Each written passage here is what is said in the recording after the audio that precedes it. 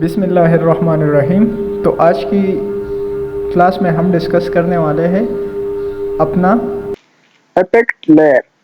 तो चलिए शुरू करते हैं कि इफेक्ट लेयर क्या चीज़ है और इसमें क्या क्या होता है। ठीक है, सबसे पहले तो ये जान लें कि ये इफेक्ट लेयर आपके पास अगर कोई बेट मैप होगा या कोई भी शेप होगा तो उसका जो है ना, इस पे इफेक्ट आप इजीली लगा सकते हो इस इफेक्ट लेयर के मदद से। ठीक है, तो इफेक्ट लेयर में सबसे पहले जो हमारे पास आता है उसको हम कहते हैं एडजस्ट। ठीक है, एडजस्ट में फिर आप लोगों के पास ये चीज़ें आती है। सबसे पहले हमने पिक्चर को सेलेक्ट करना है। ठीक है, अभी आ जाना है इफेक्ट पे।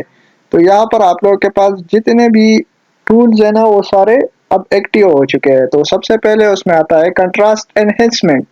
अगर आपने कंट्रास्ट की मदद से मतलब एनहेंसमेंट करनी है तो आप सिंपली इस टूल का इस्तेमाल करके आप कर सकते हैं। बाकी इंशाल्लाह हम प्रोजेक्ट्स में इसका यूज़ करेंगे। अभी मैं सिर्फ आप लोगों को दिखाता हूँ कि यहाँ से हम अपनी जो इफेक्ट्स है इसको हम यूज़ कर सकते हैं। ठीक है, और इसके लिए मैं एक अलग सी वीडियो बनाऊंगा जो कलर ग्रेडिंग होती है उसका मैं आप लोगों को बिल्कुल आराम से समझाऊंगा। ठीक है, तो सिर्फ आज आप लोग ये देख ले कि हम अपना एडजस्टमेंट ये सब कहाँ से करते हैं। ठीक है, तो इफेक्ट लेयर में आके आप अपनी एडजस्टमेंट कर सकते हैं।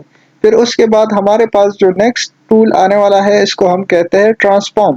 तो अगर आपने अपनी शेप की डिजाइनिंग मतलब कुछ करनी है ऐसी तरह, ठीक है, या उसको मतलब ट्रांसफॉर्म करना है। बेसिकली ट्रांसफॉर्म का मतलब ही यही होता है कि अगर आपने अपनी जो बिटमैप है या शेप है या डिज़ाइन है जो भी है उसका आपने अ, उसमें मुकम्मल चेंजेस लेकर आनी है तो आप ट्रांसफॉर्म का यूज़ करके आप उसमें चेंजेस लेकर आ सकते हो। ठीक है, यहाँ पर अगर देखा जाए तो दूसरे ट्रांसफॉर्म का जो इफेक्ट है, ठीक है, इसको हम पहले कंट्रोल जेड के साथ वापस लेकर जाते हैं ताकि आप लोगों को वाज़ह दिखाई दे सके। तो यहाँ पर हमारे पास फिर दूसरी नंबर पर है पोस्टराइज। ठीक है, अगर हमने पोस्टराइज बनाना हो इसको तो हम कैसे करेंगे। ठीक है, तो यहाँ पर आप लोग देख लो, ये आप लोगों को के साथ कुछ ऐसे शो होगा। ठीक है, फिर मैं प्रीव्यू देखता हूँ और ओके कर देता हूँ।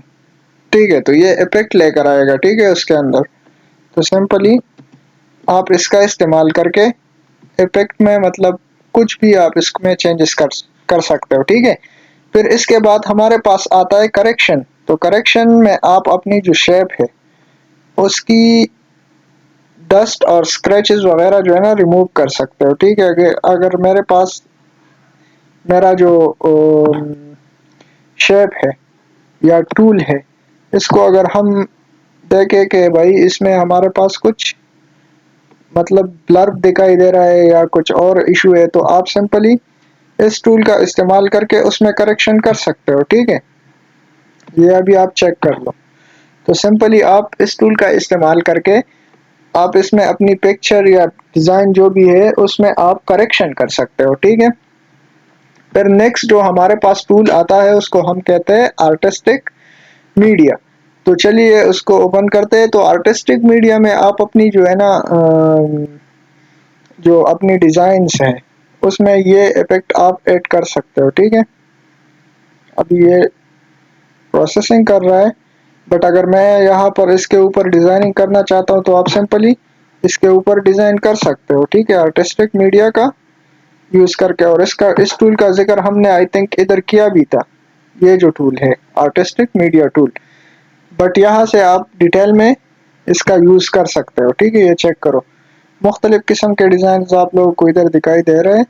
तो ये आप सिंपली इसके मदद से कर सकते हो। ठीक है, ये देखो अंगूठा छाप, अंगूठा अगर आपने छापना हो तो आप सिंपली इसका इस्तेमाल करके आप अंगूठा भी छाप सकते हो। ठीक है, सही है ना। कुछ उसी तरह आप लोगों के पास फिंगर्स प्रिंट शो होंगे। ठीक है, तो ये आप आर्टिस्टिक मीडिया टूल का यूज़ करके जो पहले हमने डिस्कस किया है, ठीक है, ऑलरेडी, तो इसको हम अब दोबारा नहीं डिस्कस करना चाहते बट इतना समझ लीजिएगा कि आप इधर से भी इसका यूज़ कर सकते हो। ठीक है, इस टूल का। फिर उसके बाद कंटोर आता है जो भी हमने डिस्कस किया था, एनवेलप को भी हमने डिस्कस किया था। इस तरह एक्सट्रूड का भी जिक्र हमने किया था कि इससे हम 3D मॉडल्स बनाते हैं। ठीक है, फिर इसके बाद ये बेवल जो है ना, ये न्यू चीज़ है, तो इसको हम डिस्कस करेंगे। तो बेवल में अगर देखा जाए तो सबसे पहले अगर तुम्हारे पास एक शेप होगा, ठीक है, ये शेप है हमारे पास, ठीक है, इसको हम कलर दे देते हैं रेड कलर, ठीक है। और अब इसमें मैं जो है ना, इसमें सॉफ्ट एजेस लेकर आना चाहता हूँ, तो क्या करूँगा मैं, ऐसा क्या करूँ कि इसमें सॉफ्ट एजेस आ जाए। तो बेवल का मतलब यही है कि जो आपके बॉर्डर है वो या तो नीचे की तरफ धंस जाएंगे, या इसका मतलब एक अलग जो है ना आप लोगों को शेडो दिखाई देगा, ठीक है, कुछ इसी तरह। तो चलिए मैं आप लोगों को दिखाता हूँ, अगर मैं इस पे ये अप्लाई करूँ तो ये कुछ ऐसा हो जाएगा, ठीक है, मतलब कुछ लुक 3D सा हो जाएगा, ठीक है। अगर इसको हम सेंटर पर लगा दें तो ये फिर सेंटर से बेवल हो जाएगा, ठीक है। इसी तरह हम यहाँ से इसकी लाइट कंट्रोल कर सकते हैं, तो लाइट कलर आप यहाँ से ले सकते हो, इंटेंसिटी वगैरह यहाँ से आप कंट्रोल कर सकते हो, ठीक है। ये बेवल की मदद से आप इजीली कर सकते हो। तो ये आप लोगों का बेवल हो गया। इसी तरह हमारे पास फिर आता है एड पर्सपेक्टिव।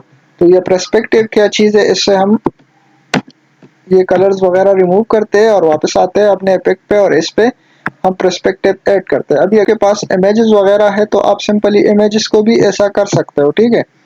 इसका मतलब अगर बिटमैप वगैरह आप लोगों के पास हो, अगर आपके पास शर्ट्स वगैरह है, तो जितने भी आप लोगों ने शर्ट्स पे वगैरह डिजाइन देखे होंगे, तो ये सिंपली इस एड पर्सपेक्टिव के मदद से आप लोग कर सकते हो, ठीक है।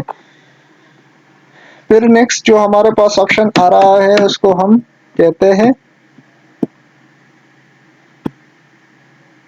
इफेक्ट में, हम इसको कहते हैं क्लियर इफेक्ट। तो आप अगर आपने सारे इफेक्ट्स क्लियर करवाना हो तो आप सिंपली यहाँ से कर सकते हो। यहाँ से फिर इसके बाद आता है हमारे पास कॉपी इफेक्ट। अगर आपने एक इफेक्ट जो है ना वो अप्लाई किया हुआ है डिजाइन के अंदर और आपने दूसरी ऑब्जेक्ट पे इसको कॉपी करना है, तो यहाँ पर आप लोगों के पास फिर ये ऑप्शन आ रहा है। अगर आपने अपनी प्रोस्पेक्टिव फॉर्म जो है ना वो अप्लाई करना है तो आप सिंपली इसका यूज करके अप्लाई कर सकते हो। इसके बाद हमारे पास आता है एनवेलप फॉर्म। अगर आपने एनवेलप का टूल का यूज करके एक शेप में आपने यूज किया है, तो अगर आप दूसरी शेप में यूज करना चाहते हैं तो सिंपली यहाँ से कॉपी करके वहां पर पेस्ट कर दे।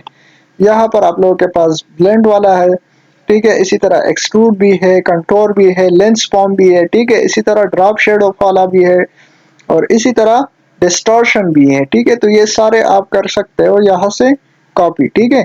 फिर इसके बाद हमारे पास आता है क्लोन इफेक्ट। तो अगर क्लोन की जिक्र हमने इससे पहले आई थिंक व्यू टैब में किया था या एडिट, हाँ एडिट टैब में किया था। अगर हम एक शेप में एडिटिंग करेंगे तो वो दूसरे शेप में भी होगा।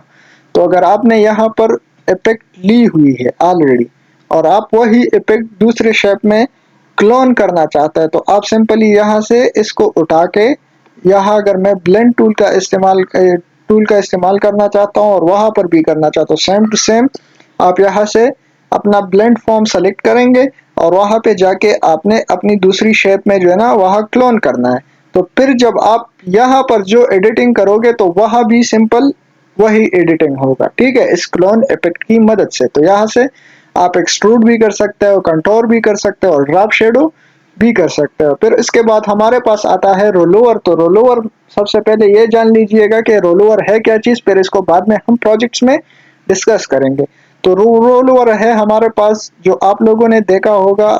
यहाँ पर सिंपल मैं आप लोगों को कोरल ड्रा में दिखाता हूँ। ये जो आप लोगों को जो इफेक्ट्स दिखाई देते हैं, मैं बताता हूँ कि ये जो मैं अपना कर्सर जो है ना माउस अगर मैं इफेक्ट पर लेकर आना चाहता हूँ तो आप लोगों को एक रेक्टेंगल सा ये दिखाई दे रहा है ना, ये जो बनता है, ठीक है, ये ये जो एनिमेशन टाइप का है, ठीक है। तो ये सिंपली है हमारे पास रोल ओवर, ठीक है। तो रोल ओवर का इस्तेमाल किस चीज में हम करते हैं, रोल ओवर का इस्तेमाल हम वेब डेवलपमेंट में करते हैं, ठीक है। इसी तरह हमारे पास बहुत सारे चीजें जिसमें हम इसको यूज कर सकते हैं। पोस्टर डिजाइनिंग के लिए भी हम यूज करते हैं। तो अगर आप लोगों ने वेबसाइट वगैरह देखे होंगे तो वहां पर अगर आप किसी चीज पर क्लिक करोगे तो वो थोड़ा सा एनिमेटेड मतलब आपको फील होगा, तो वो सेम टू सेम इस पर और कुछ नहीं अप्लाई हुआ होगा, बट सिर्फ और सिर्फ जो है ना रोल ओवर इफेक्ट इस पे अप्लाई होगा, तो तब जाके वो ऐसा एनिमेटेड होगा।